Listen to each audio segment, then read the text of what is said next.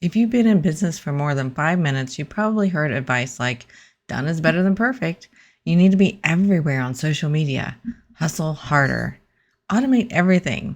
And while some of these ideas have a grain of truth to them, I've learned over the last 24 years of running a business that some of the most common business advice out there needs a lot more nuance. So today I'm sharing 5 pieces of business advice that I mostly ignore, and more importantly, what I believe instead. Let's dive in.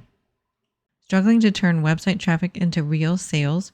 You're not alone, and you don't have to figure it out all yourself. Welcome to Smarter Online Business, the podcast for course creators, coaches, and e-commerce entrepreneurs who want their websites to convert visitors into buyers without the tech overwhelm.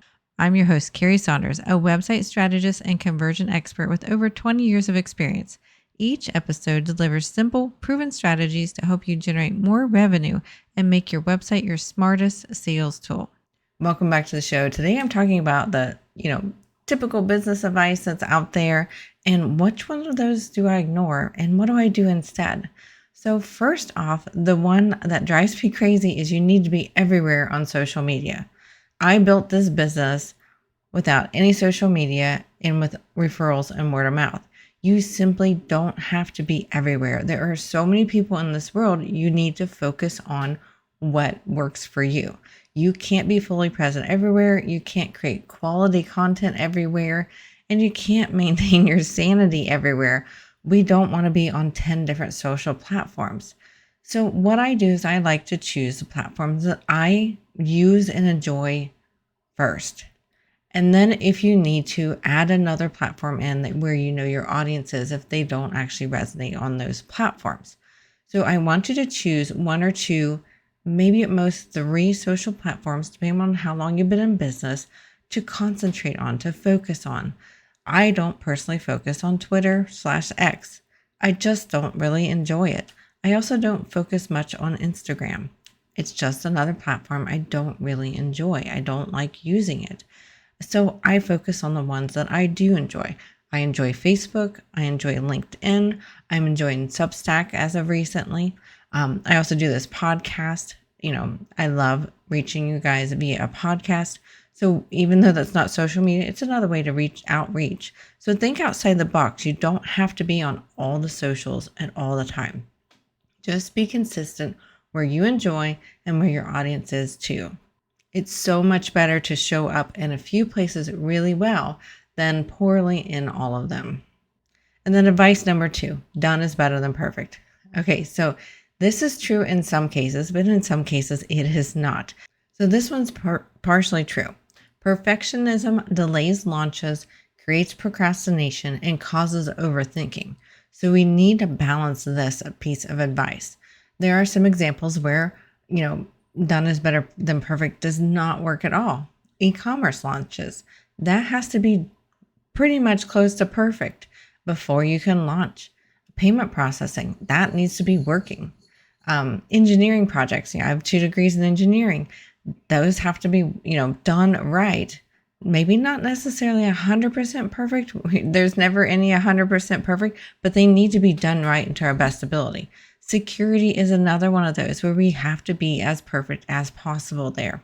So when we talk about done versus perfect and done is better than perfect, we want to make sure that we are doing proper things to make sure we have that right balance. Whenever we are launching a new website or a new e-commerce store, we need to have both us as if we're working on the site and the client do thorough testing. We're going to find certain types of things. They're going to find certain types of things. We have different brains, different perspectives on the business and on the website. So making sure that there's lots of testing is very important. We need to have that shared responsibility. Progress beats perfection, but quality still does matter. So in some situations, done is better than perfect, but there are some situations where we need to be a little bit closer to that perfectionism because we don't want to have failed credit cards whenever somebody's checking out for your product or your services, and we don't want to have bad customer experiences for our customers. The third piece of advice, you have to hustle to succeed. This one kind of drives me a little bit crazy because hustle seasons can happen. That is okay. Sometimes we are in a hustle season, but we can't believe that we have to hustle all the time. We need to be working on building our businesses to fit our lives and to fit what we enjoy. When we're starting a business, when we're doing big launches, when there's emergencies, yes, hustle happens. We just hustled so hard the other week for one of our e-commerce clients when some things went wrong. Hustle is definitely there, but we want to also have that balance. We can't have that constant hustle. It leads to burnout. It can hurt families. It can hurt relationships. It can hurt your health. It can hurt your decision making. You can become so decision fatigued, you don't make good decisions anymore. It's something that I've run into before as well. I started this business with a 9-month-old.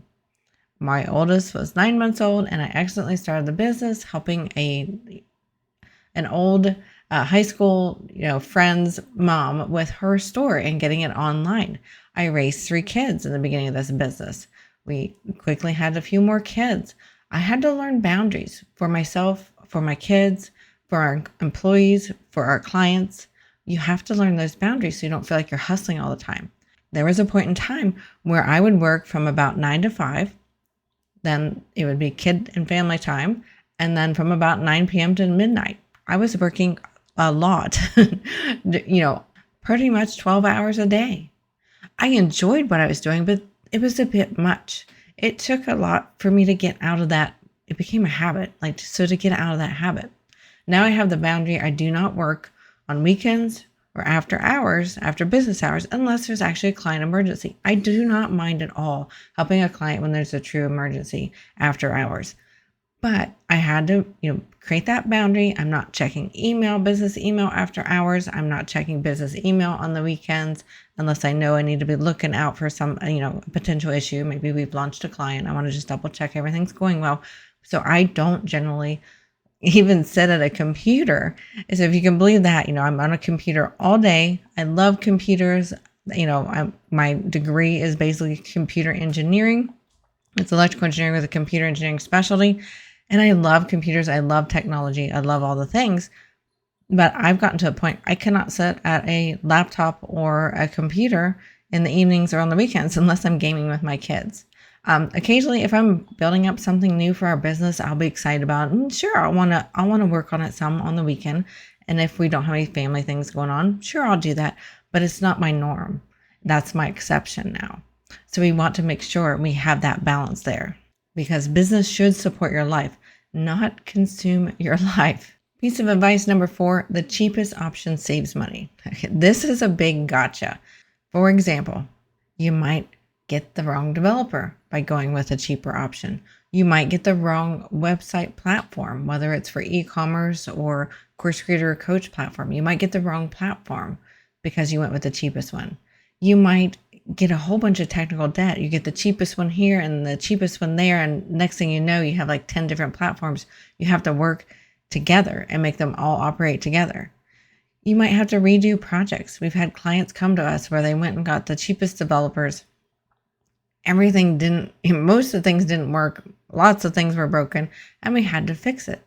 So we had to redo their project. It cost them way more money than if they had come to a reputable developer to begin with.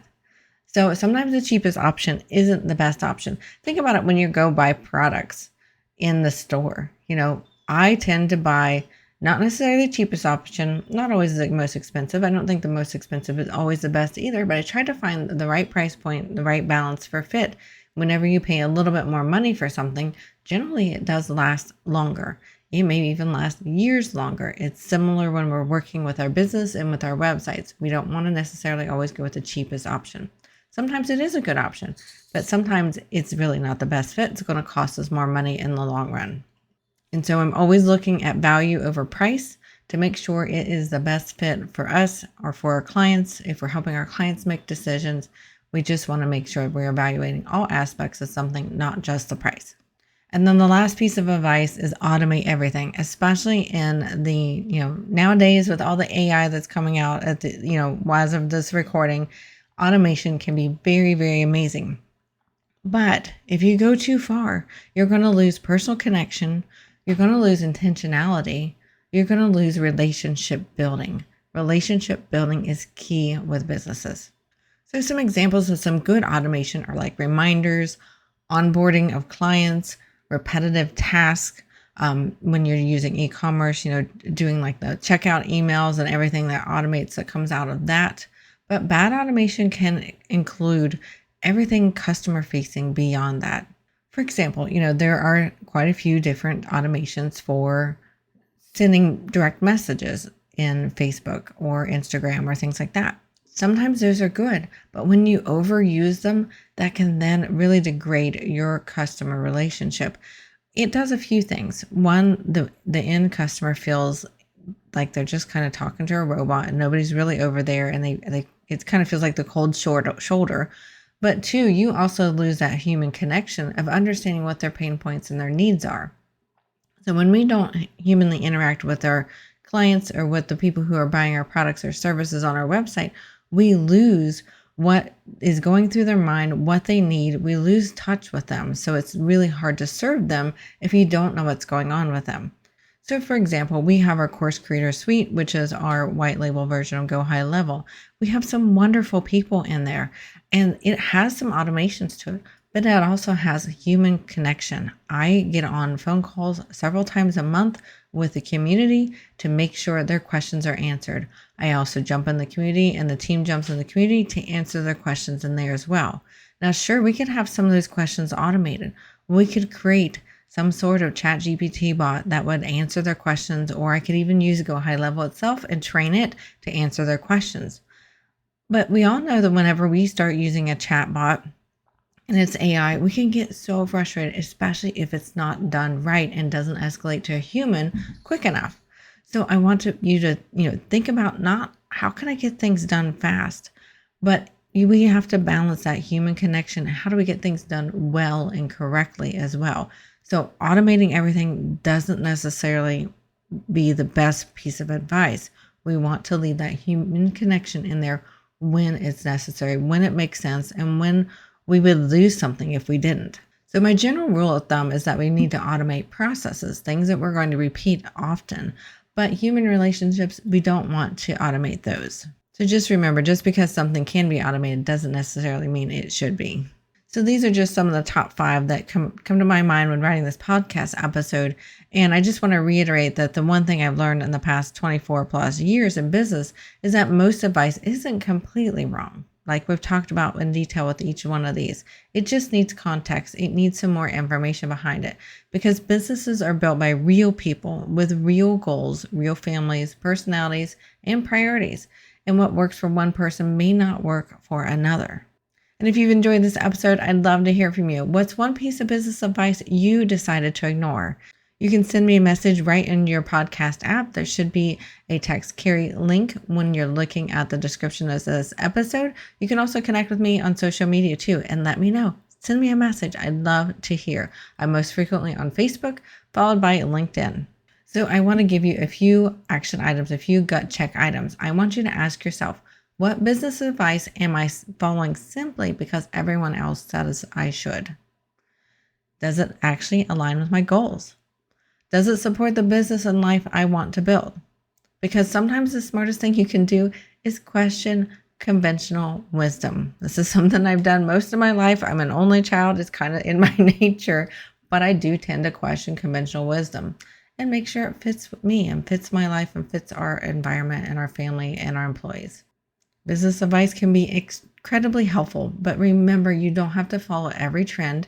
You don't have to build your business exactly like someone else does, and you absolutely have permission to create a version of success that works for you. That's all we have for this week's episode of the Smarter Online Business Podcast. I hope you thoroughly enjoyed it, and we would love it if you rated and reviewed us on your favorite podcast app. That helps spread the word to other entrepreneurs just like you, and we will see you next week.